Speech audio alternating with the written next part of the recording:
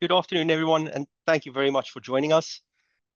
So I think one of the perks for me of working in an MSP space is just the variety of different businesses we get to deal with in different industries. And it's very interesting to see the way they handle chaos and how you handle challenges. And I thought this would be a really good topic to talk through, just because it is so important and it is so prevalent with everything happening out there in the world at the moment. Um, with cyber incidents, there's one thing that's very clear. We can all do better. You know, there's a variety of different ways you can do that, and we'll go through some of those at a very high level today. But before we start, if we could do some introductions. Jack? Yeah, absolutely. Hi there, everybody. Thanks very much for having me. So my name is Jack Duff. I'm a senior sales engineer at Huntress. So we're a cybersecurity vendor and platform provider. We work with companies like CloudClevr to better protect their end customers with our sort of 24/7 human-backed SOC monitoring for all of your endpoints, 365 users. And we're just basically our full-time job is just to wreck hackers no matter where they are and no matter what time of the day it is. Brilliant. Thank you, Jack. I'm really looking forward to it. I'm Simon Duplessis. I've met quite a few of you on this on the webinar. I've spent the last 20 years advising organizations on their IT strategy and just risk mitigation and technology. Over the past year, we've seen a sharp rise in both the frequency and the complexity of cyber threats. And just try to find some interesting stats or scary stats. The UK government released a survey on cyber breaches last year that over half of UK businesses have experienced a breach of some form in the last year. And only 1 in 5 small businesses have an incident response plan in place. So it's almost like driving without having a seatbelt on and just hoping that the airbags are feeling lucky, which is a bit scary. So today we're going to explore what real readiness looks like and where most organizations get it wrong.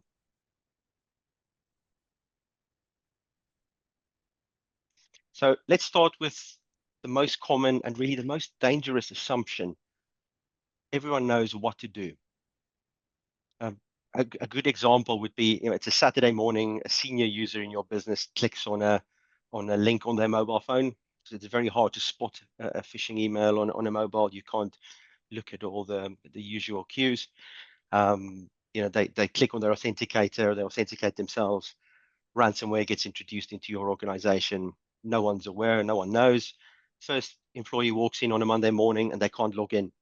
What do they do? Who do they call? How do you service your customers?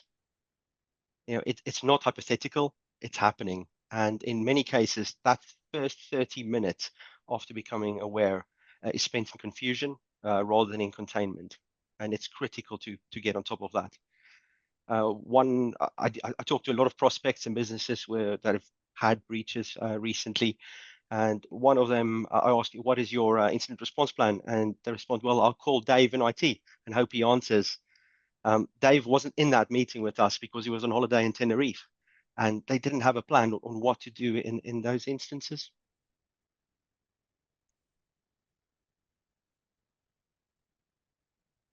Testing.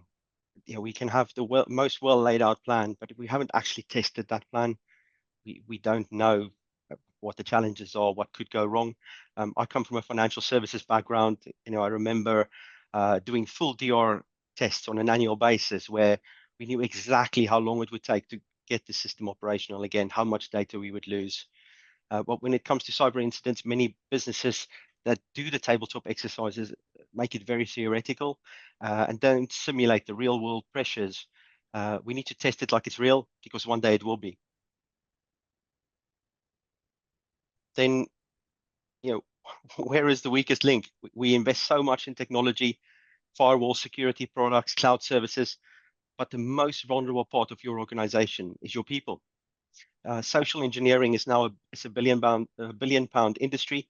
According to the World Economic Forum, cybercrime has grown to be the 3rd largest economy after the US and China. So threat actors make good money out of this. They don't necessarily need to hack your systems; they can hack your staff. Jack, have you come across any interesting social engineering examples? Too many, Simon. Too many really to note there, really as well. So at Huntress, we see a lot of intrusion points, if you will, right? And often, more often than not, in a lot of high-profile cases as well. We won't name them on this call. Obviously, we know a lot of them, but social engineering is the way in usually. And email phishing is still the primarily largest social engineering method that is out there. But it's the way that it's done that is interesting as well. The new tactics and tradecraft in phishing.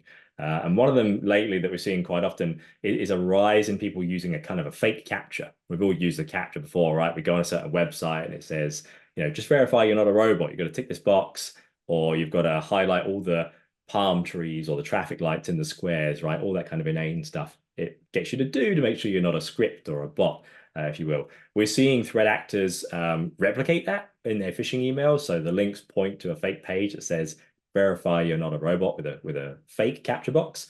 And it will give you some instructions to run, which to the untrained eye look pretty benign, but they'll ask you things to say, like, to prove you're not a robot, press the Windows and R key on your keyboard. That will open up the run application on your Windows machine if not disabled. And it will say, it will copy something to your clipboard, which will be a command to access a website and download malware. So it'll then ask you to press Control V, then press Enter, and it will then run that command without you realizing it, right? If you think, okay, this is what they're asking me to do.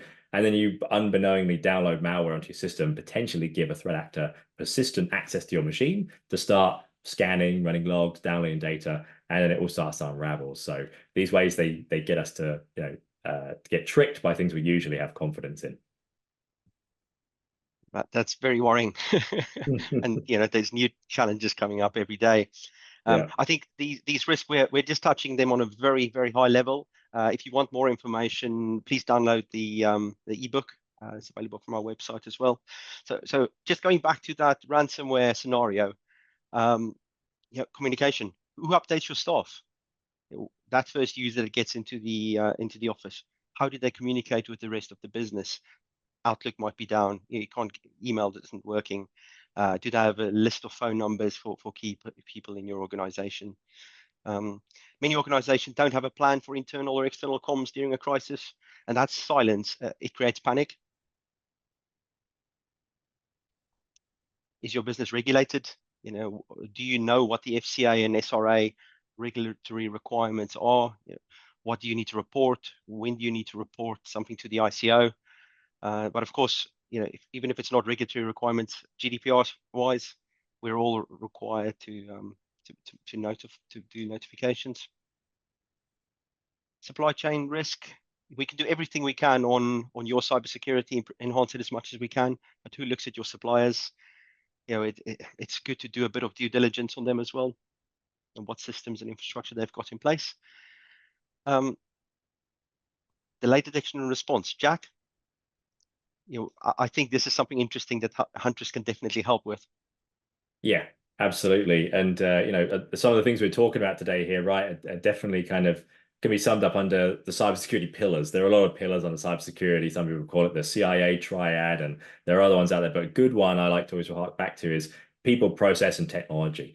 And Huntress tries to apply that to improve businesses' detection response capabilities to be able to detect the tradecraft of threat actors leveraging vulnerabilities in your system, trying to compromise systems via open doors, open firewall ports, leverage those vulnerabilities, and then take actions against them to encrypt your systems, download the data, info steal, all that stuff. So we try and use that combination of people, process, and tech to improve business detection response through our managed EDR solutions and our managed identity threat detection solutions, or ITDR solutions, because we provide a sort of fully human-powered secure operations center. So a SOC, as it's called, SOC, which basically does all of the triaging and investigation of the telemetry from the systems you use, and that's 24/7. And then we can take actions on anything that we genuinely see as threat actor compromise, and we filter out all the noise, if you will, the false positives that really do delay that detection of those real incidents and a response you take. So we try and be the experts in that to help you guys. And that's the critical bit. Again, it's the people. You can have all the tools in place you want, but if no one's monitoring those tools, Yeah, you won't know that something's happening. Yeah, technology alone can't solve cybersecurity. It's got to be supported by well-defined processes and hopefully well-experienced, educated people as well. Right. There's a few more here, but please look through the ebook. Incomplete asset inventory, just making sure you know what infrastructure you've got in place. A good example of that tying in with the process is when you've got a leaver leaving the organization, making sure all of their accounts get deactivated. And it's not just their Microsoft 365 tenant, it's have they got access to an Adobe account where you might store proposals? Have they got access to Salesforce, which usually sits outside of your authentication of the business? Sage, your HR platform where they download their pay slips, just making sure you've got the mechanisms in place. And then following in an incident, making sure you actually document what happened, what went well, what didn't go so good, and how do you deal with it better next time. Quickly want to just touch on the four-phase framework that we sort of define cyber response process to. And it's really to help organizations not only respond effectively, but also build long-term resilience. It's made out of four phases: prepare, plan, respond, and close. Firstly, to prepare, it's your foundations of the castle. It's all about readiness and prevention. We need clear policies, we need the right tools, and most importantly, trained people, awareness programs, monitoring systems, and an up-to-date asset register all plays a part. The goal here is simple: spot the trouble early and act fast. Then planning phase, this is where we define how we'll coordinate when something does go wrong. Who's in charge? Who talks to staff? Who lets clients know? We need very clearly defined roles, communication protocols, and also an escalation path. Who needs to make decisions? Who's authorized to make those decisions? And also, don't forget to loop in legal and marketing. If you need to let your clients know, it needs to be a well-drafted message. Everyone should know what their roles are before the crisis hits. Then responding to the challenge. This is the action phase. We detect the incident, we contain the threat, and we eradicate it, and we get back to business as usual as quickly as possible. Now, the faster and the more structured your response is, the less damage you'll suffer, and the quicker you'll get back to business as usual. Then finally, the close. This is where the learning happens, where we conduct that post-incident review. We look at what policies need to be updated. Do we need better tools? Report to our stakeholders or regulators if that's required. And archive your evidence, keep it. So it helps with learning and it helps strengthen your defenses. Each part of this, each phase builds on the last, and skipping one of them just leaves you exposed. The organizations that handle incidents the best are not the ones that avoid them entirely. It's the ones that are ready for when they happen. I really just wanted to highlight with this, even really large organizations with massive security budgets get compromised. It's a few well-named brands on here. Just one that was a bit funny. The had a funny incident. The Colonial Pipeline is a good example.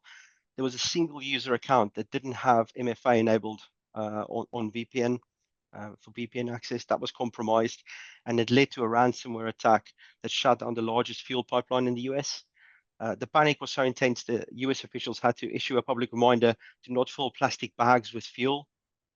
It kind of reminds me of lockdown and toilet paper. So what does real preparation look like? Who is responsible? So I think we're going to do a little poll here. When an incident hits, who do you think is responsible? You should have a pop-up on screen.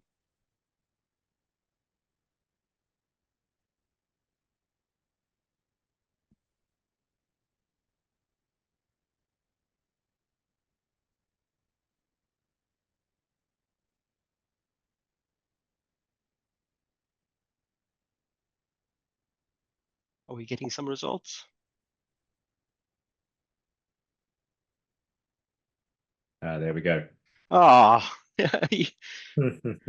not the result I was hoping for, but well done. It means people have been paying attention. I was hoping you were going to say, "Oh no, it's the IT manager," but absolutely, you're all right. You wouldn't want your IT manager to be sending out comms to your customers. Yeah, they'll be able to do it, but it's probably not the message you want to send. You wouldn't want your IT manager or your IT provider to be dealing with your customer contracts. They wouldn't know if there's any commercial breaches that you need to be aware of. So again, having all of that planned up front, having it documented, and doing that run through is critical. So I'm going to hand over to Jack now. Jack, you're going to take us through a tabletop exercise. Yeah, absolutely. Happily do that. So tabletop testing really kind of, it's a tool, if you will, to help designed really to help you identify, what would you really do in a cyber attack, if you will, an incident that's taken place, but in a kind of safe and simulated kind of setting here as well. So what I'm going to do is take you through kind of a definition of it, right, to start with. So if I just click through here to the next slide, we should hopefully see here a plain English definition, right? Being a sales engineer, I'm the best of both worlds. I talk to people and I play with technology and hopefully try and break it to learn it and re-explain it in normal words to people. And as you can see that it's a discussion-based simulation of a cybersecurity incident. It could be that you don't have access to certain key database files, or you can't access certain infrastructure. There's been a ransomware attack identified. You've got a ransomware note. What do you do next, right? You'll kind of sit down, and it's kind of like a fire drill, right? You have all the relevant people involved, whether they're in IT internally, they're your managed service provider, the relevant responsible and accountable directors and managers involved, and you'll run through what would you do in that. And so if you ever do this kind of without having a plan in place, it's going to be a lot of we don't know, or maybe I do this, or so and so might know, right? It's the day of the IT manager who's on holiday. And then that helps you identify what gaps you have and what things you need to build. Maybe you need to build a new process, maybe assign a new responsible person for that part of the project or process, or maybe you're missing a technology gap. Maybe you review against certain frameworks and see that you don't have a managed detection response solution, or you don't have a recover solution like a backup or a disaster recovery solution in there. So it really helps you figure out what you would do in an incident and what things are missing to help improve how you would handle an incident as well there. Like so. So it covers those gaps there, but everything. We've talked about communication, but decision making is key as well, right? We may all know that it's not just the IT manager's responsibility, right? And you guys have all said it's operational, it's director level as well. But do we actually have those people in place, and what the why is behind that? The why is because decision making can apply to you as well, right? Like Simon here isn't going to decide when your maintenance windows are, or what your comms are externally to your customers or internally to your staff who are kind of saying, we can't get access to the CRM, we can't do this job, what do we do? There are other people in the business who are better positioned as stakeholders who know the right way to deliver that, how to deliver it, what those backups are. And so they play into building that strategy as well. And it gives that clarity as well, which means things will run smoother when something does potentially happen. And it builds that muscle memory. So people who are at the forefront of this incident response and actually as it's happening, it's not panic, and we don't make mistakes and things don't get dropped as much as possible as well. Naturally, nothing will ever be perfect, all best laid plans, as the saying goes, but it does help streamline that and it cause less disruption as well there. So that's really the purpose of it as well. And so we've got an example here. So a good example of a ransomware scenario. Tabletop's a little bit probably nicer and friendlier than I've got here, but it just kind of highlights here the steps involved and where tabletop testing can identify what you do or don't have, but also where the Huntress platform can support you in plugging those gaps. But at the end of the day, you'll want CloudClevr's consultancy approach, their guidance on how do you overlay yourselves and processes into that as well to make sure that everything goes well. So a typical ransomware scenario I've got here over a timeline here of kind of a 4-day timeline. We start at day 1 here, and we'll cover these high level and can provide slides afterwards, etc. If anyone wants this for their own sort of justification to board members or your own tabletop testing. We've got the example here of a user has been sent a phishing email with an invoice from a known vendor, right, as well there. So somebody has targeted one of the users with a spear phishing attachment. They know it's something accounts payable with a vendor they usually pay to, and there's this email there with an urgent invoice, potentially with different bank details to what usually they would pay to, but the message probably says it's me, it's the trusted source as usual, but we've changed our banking details. So please pay that immediately. And you might have heard similar situations from companies you work at or have worked with who've had this invoice fraud or invoice scams that are very common nowadays. And then once that user then clicks and downloads that invoice to take a look and go, well, let's have a look. See, it's the trusted vendor. There's an outstanding payment I wasn't aware of. Certain attachments can be macro enabled, right, as well, which means that upon launching that document, if you downloaded it, it can then run, the macro will run PowerShell that downloads a remote access Trojan as well there. So a custom form of malware that is used there to bypass email filters, right? If you have that known bad Trojan attachment, email filters will grab that as well. So, PDFs and Word docs, etc., can often get around those filters because they're usually trusted attachments. Again, social engineering us by going, this is a known vendor, this is a known PDF, I use PDFs all the time, or Word docs, etc. So that gives the threat actor the second stage here, execution and command and control here, which is very dangerous, obviously, because it can establish then that rat virus can establish a connection back to the hacker's server there to allow them to download additional tools to start scanning for data, downloading it, other forms of ransomware and malware onto your system as well there. So we're giving them this unauthorized access without knowing it in the background here as well. So tabletop testing would go, well, what would we then, once we've identified these things or each one of these stages, what would we have in our arsenal in terms of cybersecurity plan, the technology processes that would help mitigate this, right, and cut this attack earlier on in the chain here as well.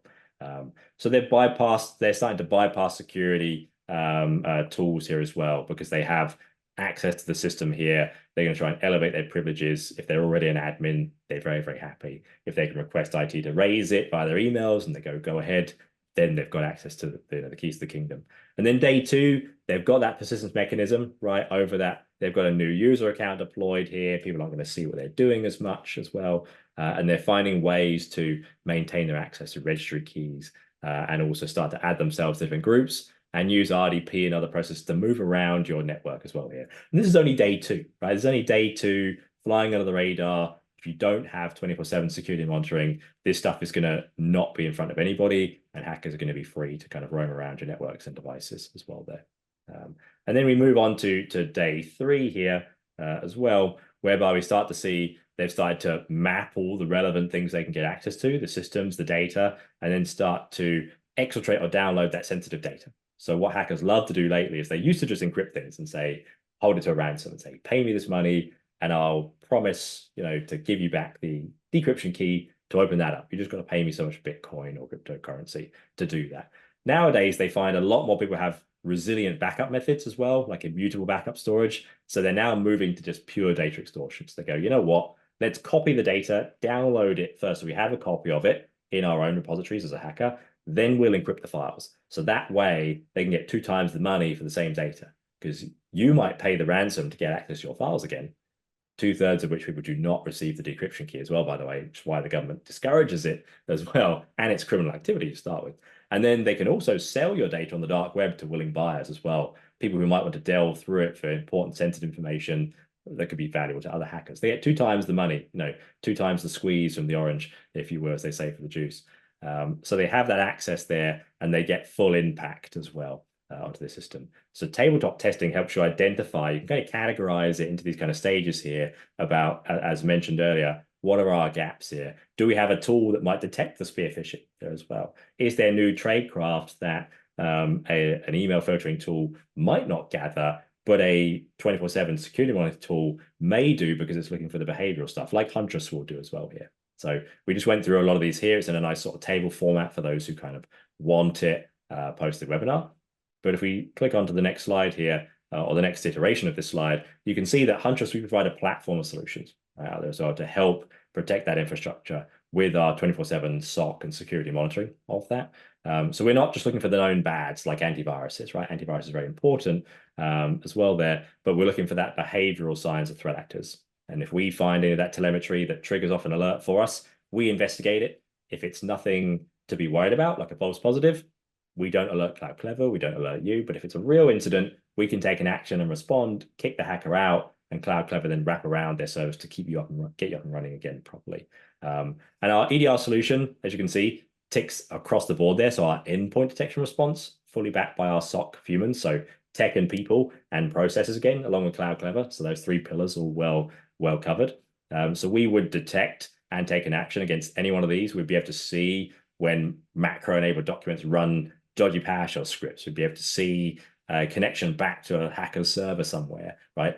All of these steps way before they've started to encrypt your data, to steal it, etc. So we can see those telltale signs before it really develops in here as well. Our Salim solution backs that up with ingestion of things like firewall logs, password manager logs, Windows event logs as well. We have for detections and analysis as well there. And then our ITDR, or Identity Threat Detection Response, looks at the behavior within your Microsoft 365 environment. So it starts to see if there's a hacker in there as well that's compromised one of your users and is sending out emails purporting to be a director or someone in finance or anything like that, setting up dodgy inbox rules to capture important information. And then to back it all up, security awareness training tools as well, very important there to educate our users on the dangers of just interacting willy-nilly with emails that come in and not slowing down to evaluate it. We have training episodes and phishing simulation tools built into that as well to help keep your guys and girls on your teams fully aware of those new threats and to slow down and evaluate what they're kind of doing as well. So again, things like tabletop testing help you start to go down these routes and build a much more resilient strategy that involves a lot of key stakeholders as well. Jack, it's quite interesting as well to say, that happened over a 3-day period. I read a study the other day from IBM from last year that if you don't have a monitoring solution in place, on average it's about 240 something days from a breach happening until the organization becomes aware of it happening. Whereas we really want to reduce that to minutes to stop it before there's actual damage to the organization. Yeah, absolutely. And as we start to get ahead of the curve here as well, we start to capture those threats, and then as we pick up new ones ongoing, we can start protecting against those as well. And as you say, reduce that time frame, because that's our bread and butter, what we do every day as well. So in the same way that you guys are managing it as well, and there are lots of other project and IT support services you provide as well, we get to help you along that journey as well, which is absolutely reduce that time, protect the business, keep things running. And it matters to everybody, I think, in the business as well here, right? As we were leading on earlier, you might think it's just technical people out there as well, and why that matters there. Who's speaking to insurers as well? How much are you covered by with cyber insurance as well versus the cost of an attack as well there. We won't mention the names of certain vendors. They've been done to death recently in the news about very well-known names, some of which have been hit by profit losses of £300 million they'll be hit by the time they're back operational. Their cyber insurance providers will only cover about half of that as well. So having that in your plan and evaluating kind of what is our ceiling, what is covered, what isn't, is a way to avoid those horrible hidden surprises when you put all the time and plan and effort into it, and then you realize we're still going to make a loss, or we're still going to suffer this issue here. So planning to prepare, preparing to plan, all great things to do there. And obviously highlight who's responsible for what as well here, right? In here too. So, a lot of things can be handled by your managed service provider, be handled by CloudClevr, right? And the Huntress solution as well. So the threat detection, the investigation there as well. But as you can see in these columns here, some things are going to purely be decided by yourselves as well. So you do still have skin in the game and stake in here as well. The things like we mentioned, like comms, the legal and regulatory reporting as well there. Do you have to report after X number of hours, as usually is the case with breaches of the ICR of 24 hours? You report that in what formats? What's the process to do that? Who does that internally as well on that side? The cyber insurance, as we mentioned. And then a really critical part as well, as all good businesses do, post-incident review and updates to policies is a joint effort as well. CloudClevr will have their recommendations and say, this is what we've identified where this could be improved based on your business, the types of threats we've seen, but also you'll have an input in that as well, because it is your business as well and your core area within there, be it HR, be it operations, be it technology, be it commercial as well there. You'll have a part that was maybe more inconvenienced or slightly inconvenienced more than others, or more damaged during that attack, and you'll want certain reassurances and recommendations to say, well, how can we avoid that in the future? This was a lot slower last, during this, we needed to be up and running faster, or we need more availability to this, or this wasn't available at all. So always evolving that plan and getting better there as well. So it's not something that's completely outsourced, if you will.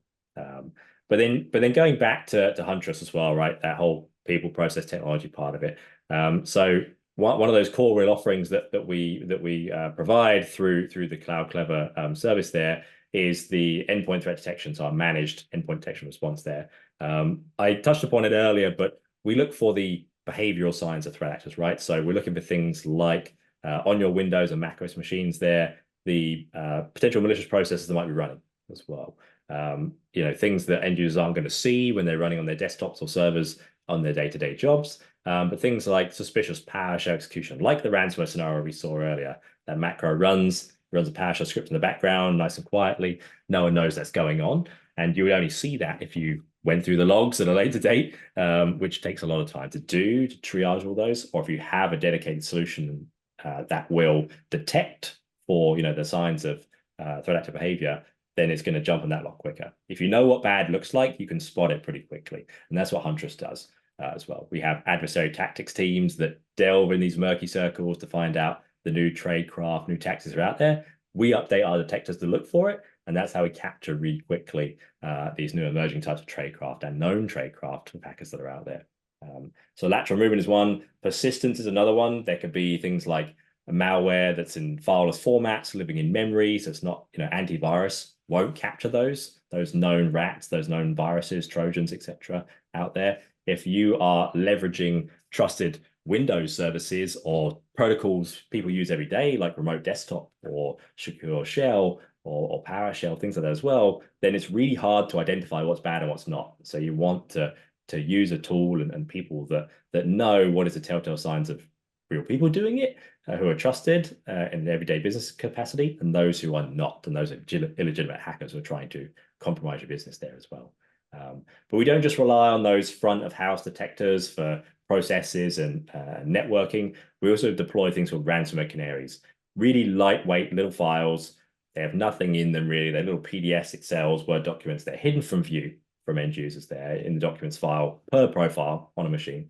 And we track the hash of that file, which means that if it's edited, modified, deleted, or encrypted in some way, which could show the sign of a new novel form of ransomware that bypasses some of the known tradecraft that is out there, even with our bleeding edge research, then the canaries will see that, alert our SOC, and we can take actions, right? We can then lock down those systems, kick hackers out of the network, kick them out of tenants and things, and ensure that the business is safe and assured there.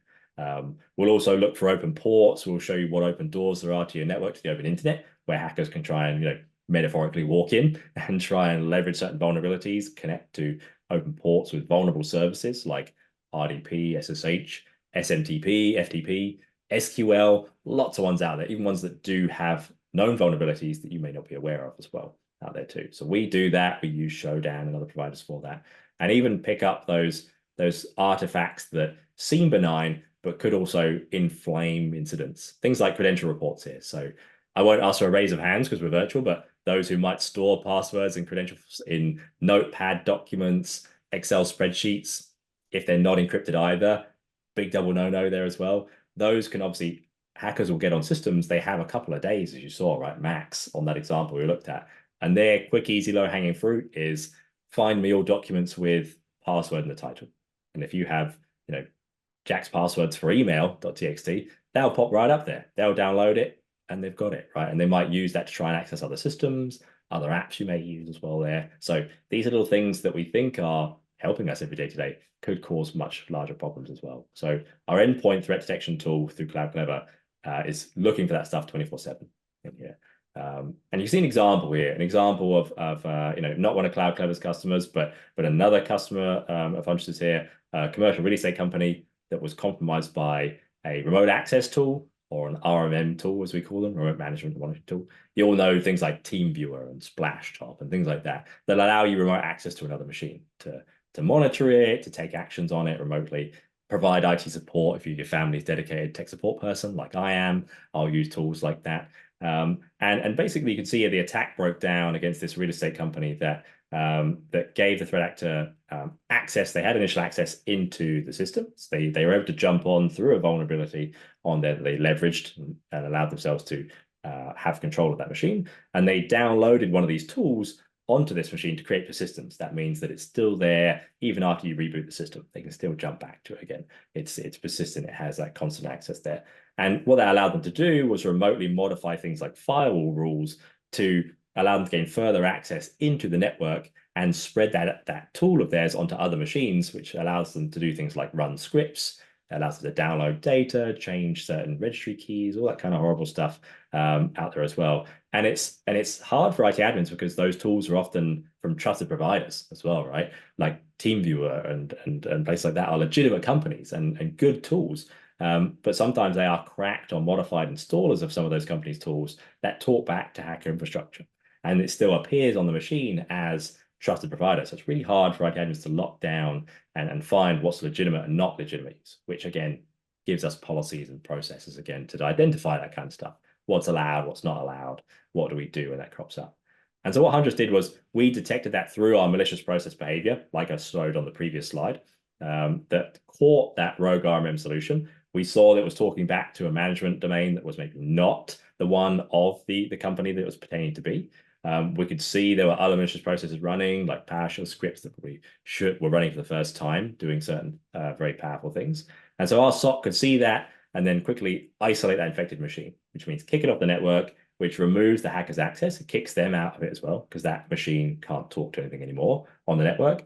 And then we killed that tool by removing the service, deleting the registry key, deleting the executable, etc., which kicks them immediately out. And then we notify CloudClevr or the partner and the customer on next action to take, rotate credentials, review the logs, and then hackers are completely locked out and have to start from 0 again, which is too much effort, and they'll move on somewhere else as well there. So that happens 24/7, kind of around the clock, if you will, and just one example of what Huntress does and can do in conjunction with your IT partner as well there. But it doesn't just stop at your devices, right? We all commonly use our Microsoft 365. We use Outlook, SharePoint, Teams every day, right? We're all in there all the time, messaging, collaborating, communicating with each other. And hackers know it as well. Identities or users in 365 are the new endpoint, they're the new perimeter. And these are some of the tradecraft here. I won't go through all of them, so we have time for things like questions and bits at the end here. But as you can see, these are the types of tactics and techniques that threat actors are using and that Huntress is able to detect and take a response on as well. We can kick out user sessions, disable them with an Entra, notify CloudClevr, they follow up and make sure that access is completely gone to that hacker, notify you as well, and do their following cleanup as well. And it's based on lots of stuff like stealing session tokens. We can detect that as well. Adversary in the middle attacks, their credential theft, VPN usage where hackers are trying to mask their location to maybe look like they're logging in from the UK, but they're using a VPN to do that. And we can detect what VPN that is. And CloudClevr can set those rules. Rogue, dodgy applications installed for hackers in there as well. All sorts of stuff here. New tradecraft building all the time in there. It's growing very, very fast in that side. And an example of that as well here, oil and gas research firm that was hit by an AITM, or adversary middle attack, whereby they created this fake Microsoft login page for Microsoft 365, sent it to the user via a phishing email, social engineering again, majority of intrusion points are from that. They entered their credentials in thinking it was the real page. The hacker was able to steal them, snatch their authentication, their token, which is given by Microsoft, and then log in to gain access to that user's mailbox and other areas. We can detect that. We detect all that tradecraft, depending on where they're logging in from, the proxy, the domain, the token behavior. We can disable the identity to stop the spread, the moving around through the tenant, and then notify the partner like CloudClevr about the attack, steps to take next for you and them as well, and mitigate that from happening as well there. So, and again, 24/7, round the clock, backed by our SOC analysts and experts as well, looking for that. Thank you very much, Jack. I think an interesting one I've seen on the second last slide you mentioned is forwarders on email. And Yes. I've had seen a few examples on prospects where someone had left the organization but put a forwarder on their Outlook to forward to a personal Gmail address outside. So it's not someone trying to break in, but it's someone sort of giving themselves a backdoor into sort of inside info into email. So it's another thing in your offboarding process for users. It's something we do at CloudClevr anyway, but just for anyone on the webinar that's not an existing customer, is adding that stage and just say, have a look if there's any forwarder rules to make sure they get removed when user gets offboarded. Yeah, absolutely. That's another form of that kind of persistence, right? That stays even after you might offboard that user. So yeah, having an offboarding process for you guys that incorporates those cybersecurity steps, best thing you can do. Absolutely. And just, thank you very much to everyone that's joined us. On this slide at the moment, there's a QR code. If you want to give that a scan, if you want to know more, if you want to set up a call, we've got a tool called Clever 360, which can tie in with your Microsoft 365 tenant, and it gives us a very high-level view of security risks in your organization, but also license usage, or you may be spending too much on certain licenses. A good example is Copilot. So exciting, everyone wants a Copilot license, but who actually in your business is using those licenses? And similarly, it looks at your team's usage and so on. It's really interesting. If you want to know more about incident response or need help with your planning, just want to have a general chat about IT, please scan the QR code, reach out to your account manager, and we can get in touch. Thank you very much to everyone that joined us today. I appreciate it. Jack, thank you so much. That was really insightful, really useful to me. Again, reach out to your account manager or scan the code that was on screen earlier. Get in touch and have a lovely rest of your day. Smashing. Thanks for your time, everybody. Take care.